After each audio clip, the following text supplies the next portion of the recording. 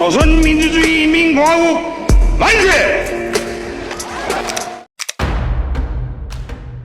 Korea Utara, setiap kali namanya muncul, di media internasional negara ini selalu dianggap menakutkan, kuat, dan tak terkalahkan. Mulai dari uji coba rudal terbaru, alutsista dipamerkan, hingga dunia dibuat tercengang. Dan pelan-pelan, muncul satu anggapan di kepala banyak orang. Kekuatan militer Korea Utara bisa mengalahkan Vietnam, Malaysia, dan Indonesia, hingga semua negara di ASEAN. Anggapan itu terdengar masuk akal, kalau kita hanya melihat ledakan dan parade senjata. Tapi ternyata ada laporan yang sangat mengejutkan. Demi memperkuat pertahanan negara, mereka berani melakukan penipuan global, pencurian kripto, hingga penyamaran pekerja IT di puluhan negara. Dan ini bukan asumsi.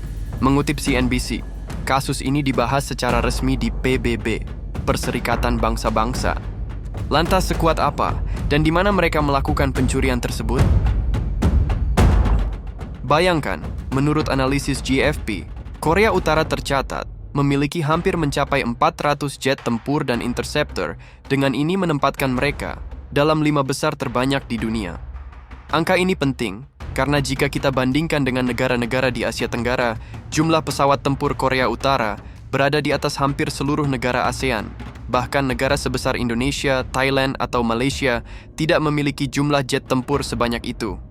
Bahkan baru-baru ini, berbagai kabar membanggakan selalu datang dari Korut.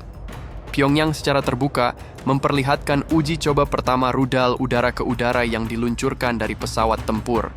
Senjata berperforma tinggi yang belum dikembangkan oleh Korea Selatan. Walaupun para analis meyakini, kemajuan itu kemungkinan besar bisa terjadi berkat teknologi Rusia yang ditransfer ke Korea Utara, namun tetap ini adalah kabar baik dan sangat membanggakan. Tapi di balik itu semua, kabar buruk tidak terabaikan. Para oknum penipu Korea Utara melakukan pencurian aset kripto bernilai miliaran dolar dari sekitar 40 negara. Hingga tahun lalu, aset kripto yang dirampok yang ditimbulkan sudah mencapai lebih dari 2 miliar dolar, atau setara dengan 33 triliun rupiah. Amerika Serikat secara resmi meminta negara-negara anggota PBB untuk mengambil sikap tegas melawan upaya penipuan Korut yang sudah meresahkan banyak negara. Menurut laporan, Korut melancarkan aksi penipuan kripto dan penyamaran pegawai IT di lebih dari 40 negara. Dan ternyata, uang yang dirampas dari korban diduga untuk membiayai program senjata rudal dan nuklir negara tersebut. Di New York, 11 negara memimpin sesi di markas PBB. Mereka membahas laporan 140 halaman yang dirilis pada akhir tahun lalu. Isinya membahas tentang serangan siber ekstensif dari Korut untuk membiayai militernya. Mengutip CNBC, Wakil Asisten Utama Menteri Luar Negeri AS, Jonathan Fritz, ia menjelaskan, seorang pekerja teknologi Korut bisa tinggal di Laos, mencuri identitas warga Ukraina secara online, lalu menggunakan identitas tersebut untuk menipu perusahaan AS untuk merekrut mereka. Biasanya mereka melamar ke pekerjaan remote dengan gaji ratusan hingga ribuan dolar Amerika Serikat.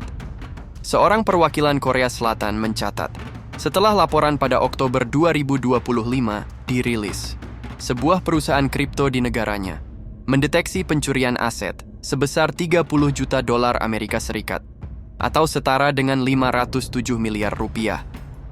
Menurut kalian, apakah semua ini benar-benar bukti kuat keterlibatan Korea Utara atau justru hanya tuduhan dari negara-negara rivalnya?